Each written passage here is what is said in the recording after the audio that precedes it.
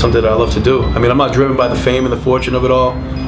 The minute that drives me, I think I will stop, making music, because that's not who I am.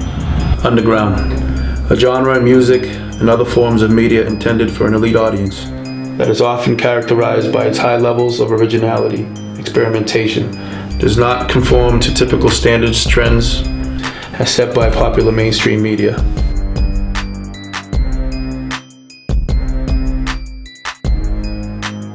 I am Navigator. I am underground.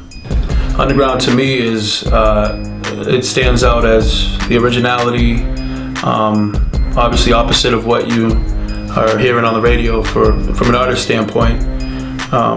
It's just, to me, the realest form of hip-hop music. You're getting genuine feelings when it comes to underground artists, more so than you would with the mainstream artists. I want to be in tune with every single individual. It's not just reaching out to a certain person. That's what I want to do, is to reach out to every single person that's listening to my music. Hopefully I could accomplish that every time I grab the mic. Influence growing up, obviously Michael Jackson. He's, I was about 5 years old, running around doing the whole Thriller thing. And, he was the one that really made me fall in love with music as a whole. Hip-hop, Biggie, Tupac, Nas, those guys really got me in tune with hip-hop. Obviously the authenticity, the real feel for it. And these kids, they catch on to that. It's all about the ringtones now. It's all about, the verses on YouTube or whatever versus what it used to be. Just a real hip-hop feel, the boombox and the whole really expressing with just raw talent, raw lyrics, raw underground feel. I think the mainstream has taken that aspect out of the game, out of it. To make it as an artist, you have to have that originality. Me personally, I'm not going to change for anybody. So, I make music because I love it. I have a passion for it. If the fame comes with it, comes with it.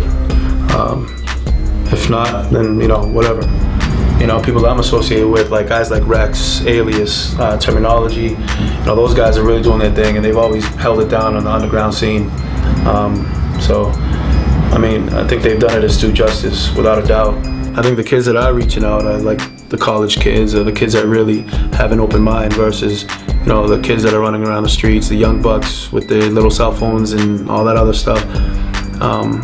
I think the other kids are more open-minded about it, and they're listening to the old school guys and they're, pretty much coming up with the conclusion that, yesterday's music might be just a little more popping than the stuff you're listening today in the radio. Back in 04, 05, I released Only Rhyme Will Tell, my first album, something that I probably can't listen to now. Just because I see the mistakes. I grew as an artist.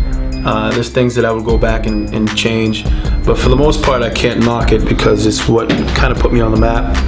People still tell me they listen to it, they enjoy it, so I can't hate it all that much. The second album, the autobiography, was a little more personal, but I feel like it's an album that was kind of rushed.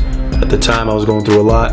I had a wedding to plan, I had a lot of things going on, and I kind of just put it together and put it out there. I'm not knocking it in any way. I thought it was a little better than the first one, but at the same time it was a little bit rushed. The Sole Purpose was my third one.